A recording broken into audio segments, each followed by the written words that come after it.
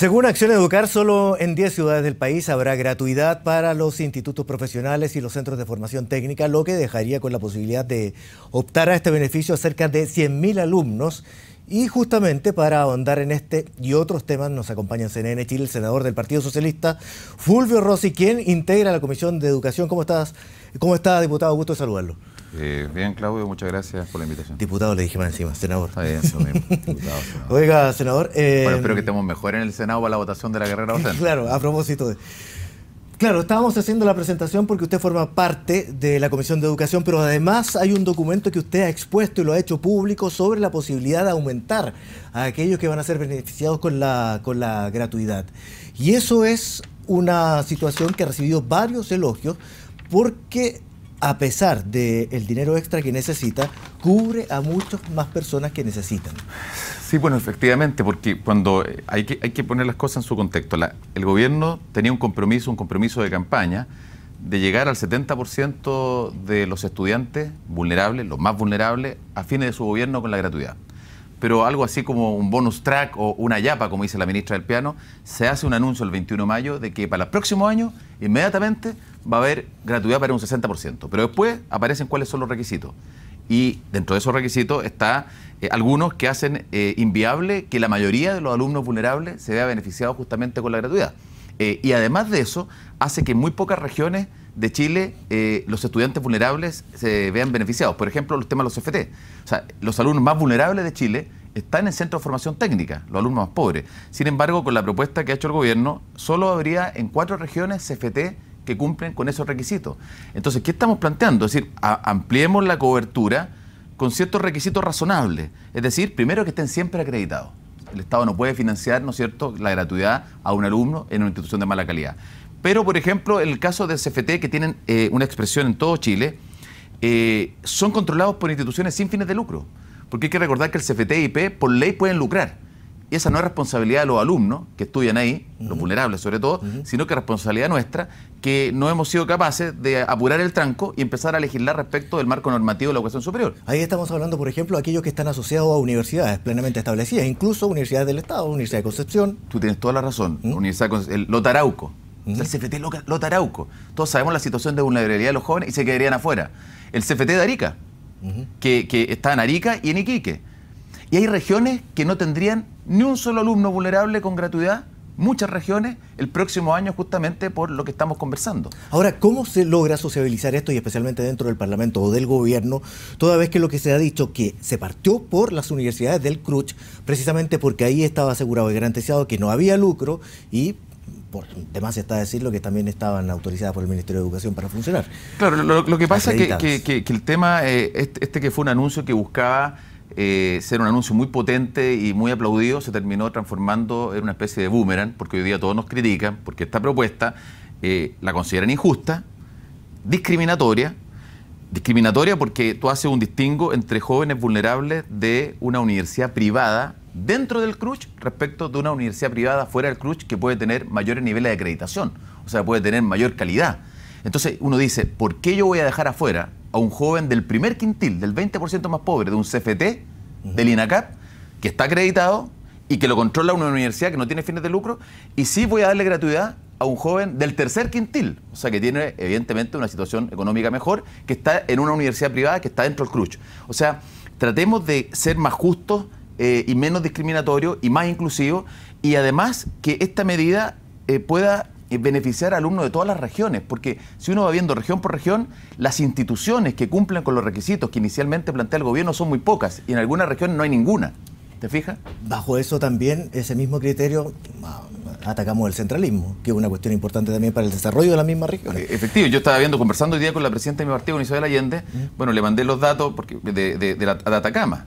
En Atacama, como en Tarapacá o en Arica, no hay ni un solo joven vulnerable, ni uno, cero, de instituto profesional, centro de formación técnica, que se vea beneficiado con la propuesta actual del gobierno. Y eso realmente es insostenible, y por eso que yo espero que seamos capaces de analizar esta propuesta, puede haber otras propuestas, y de alguna manera ser más justo y llegar a jóvenes vulnerables en instituciones que cumplan con ciertos requisitos. El requisito básico siempre va a ser la acreditación, aun cuando siento, y eso, Claudio, es importante decirlo, nosotros debimos haber partido cambiando el marco regulatorio. Recordemos que la ley orgánica que rige la educación superior es del año 80, cuando la situación era diametralmente distinta. ¿Y por qué no se hizo eso antes? Porque lo que aparece hoy es como un cierto grado de desorden, porque resulta que yo estoy acreditado, son los requisitos que me puso el gobierno, el Estado, en esta ley, y sin embargo aún así no puedo participar de los fondos que me entregan para una gratuidad de los alumnos que puedan postular a mi universidad. Claro, es que, entonces, mira, yo creo que hay varias cosas. Mira, lo que siempre debió haber sido, o sea, como el deber ser, lo que estaba planificado,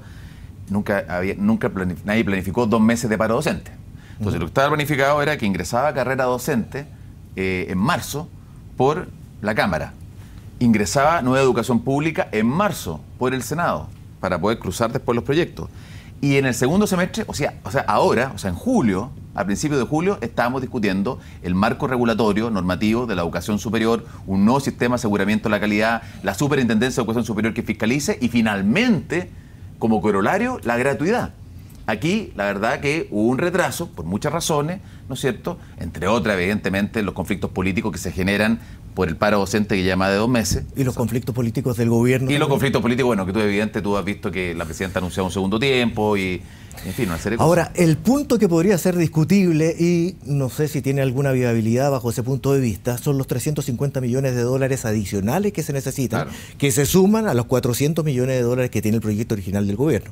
Claro, ¿Cómo se consigue? Originalmente todavía no se calcula cuánto va a ser la gratuidad en general. Algunos dicen 2.000 millones de dólares, 3.000, 4.000, veremos.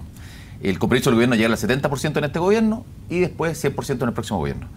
Respecto del anuncio del gobierno para gratuidad el próximo año, en la ley de presupuesto debiese haber más o menos 400 millones de dólares, pero está beneficiando al 40% del 60%. O sea, menos de la mitad de los alumnos vulnerables, o sea, potencialmente beneficiarios, se ven beneficiados.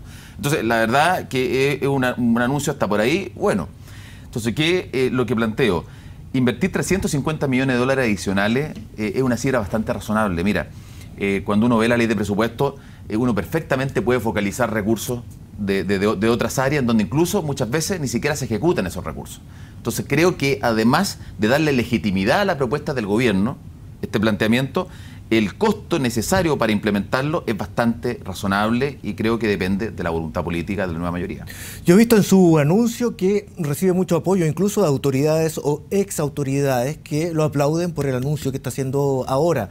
¿Cómo lo podría recibir la nueva mayoría? ¿Lo ha sociabilizado, para repetir la palabra? ¿Lo ha conversado con alguna bueno, yo gente lo primero, nosotros en los senadores ha habido mucho reparo. El senador Ignacio Walker ha planteado sus reparos, especialmente cuando uno ve que el padre Fernando Montes de la Universidad correcto. Alberto Hurtado señala que es injusto, que es discriminatorio, y yo le encuentro toda la razón. Dentro de mi bancada, o sea, la propia presidenta del partido ha dicho, para el Partido Socialista es muy difícil dejar fuera a los jóvenes más vulnerables de Chile, porque hay que recordar que los jóvenes que están en los centros de formación técnica, institutos profesionales, son los jóvenes más pobres de Chile. Entonces se nos hace muy difícil no modificar esta propuesta, así que yo espero que tengamos la capacidad política también para ampliar la cobertura y disponer de los recursos necesarios para esto. Yo creo que es razonable.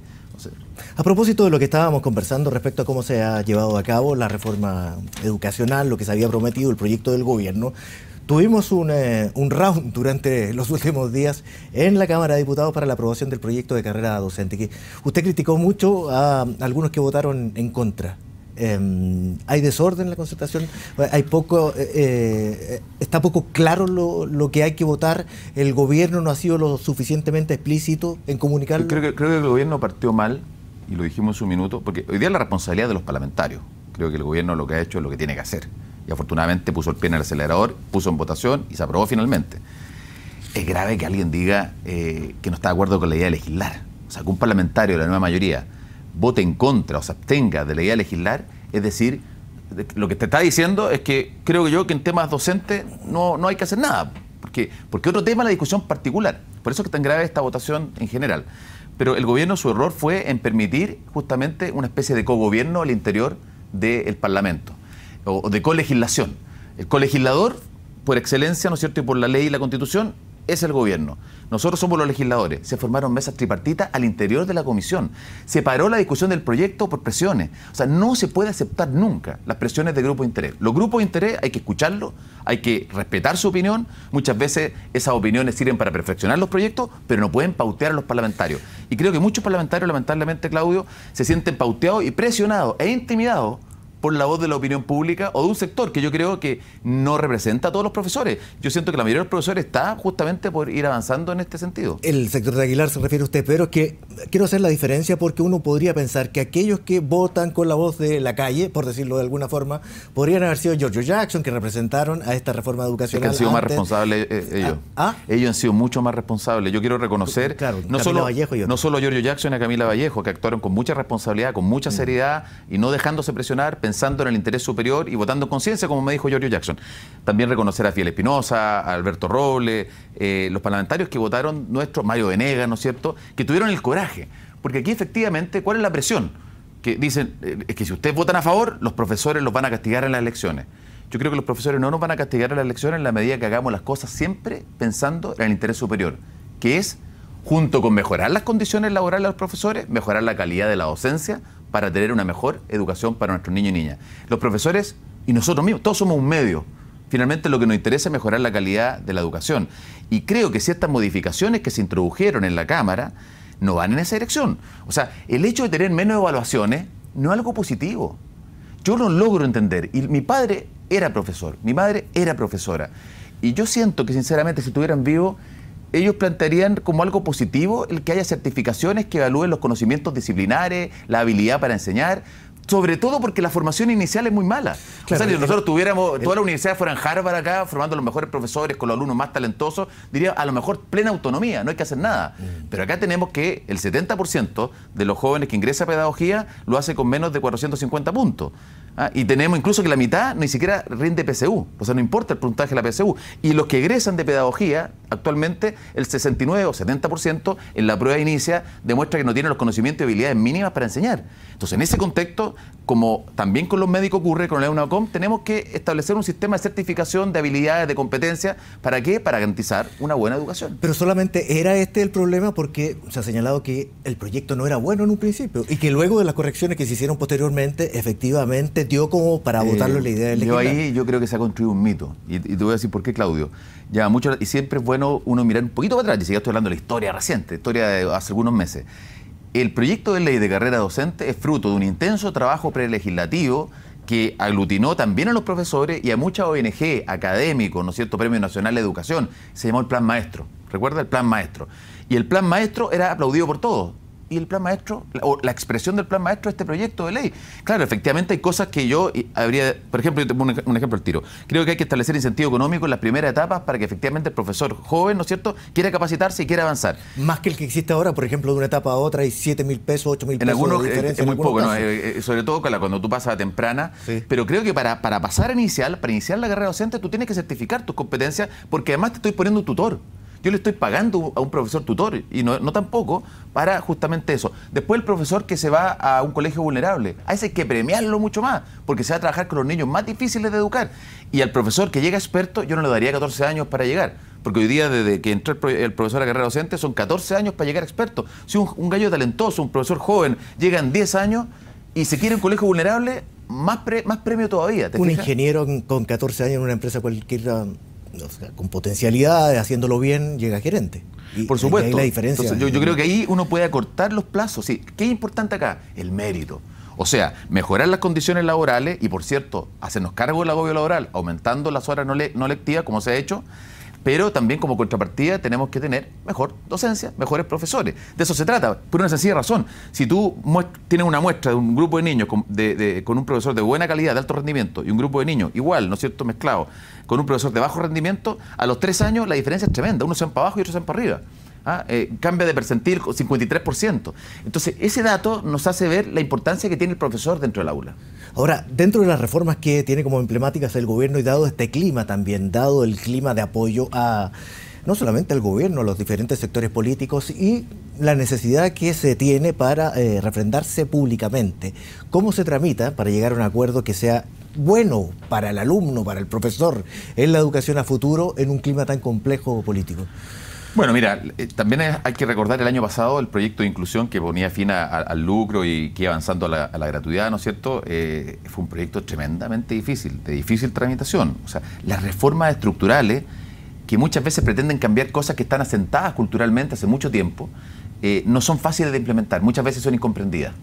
Yo siempre pongo el ejemplo del auge. El auge del 2005, casi todo el mundo estaba en contra. ¿Para qué estamos con cosas? Hoy día 2015 todo el mundo lo aplaude. Ojalá más enfermedades estén dentro del auge.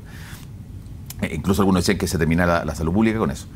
Entonces lo mismo pasa acá. También hay que entender que uno no necesariamente lo que esté de moda o lo que la gente esté pidiendo de manera mayoritaria es lo mejor. Entonces hay que ser muy, muy cauto porque tú estás legislando para 10, para 20 años, sobre todo en educación. Ahora, habiendo dicho eso, es muy importante que la nueva mayoría, ¿no es cierto?, demuestre una mínima cohesión, trabajo en equipo. La actividad política es una actividad colectiva, no una actividad individual. Por eso digo, si una bancada toma una decisión, no puede ser que el parlamentario que representa esa bancada va a la comisión y vota una dirección contraria. ¿Te fijas? Fulvio Rossi, senador, muchas gracias por conversar con nosotros sobre este tema. ¿Cuáles son los trámites que sigue su proyecto ahora? No, yo lo que pretendo es que haya una discusión al interior de la reunión que tenemos con la ministra del Piano y que el gobierno ojalá pueda revisar este tema, podamos revisarlo en el cónclave y saquemos un nuevo anuncio, un anuncio que efectivamente sea más justo, que no deje jóvenes vulnerables afuera y que todos los jóvenes de todo Chile sean beneficiados. Senador, muchas gracias, que esté muy bien. Gracias. Nos vamos a una pausa y regresamos.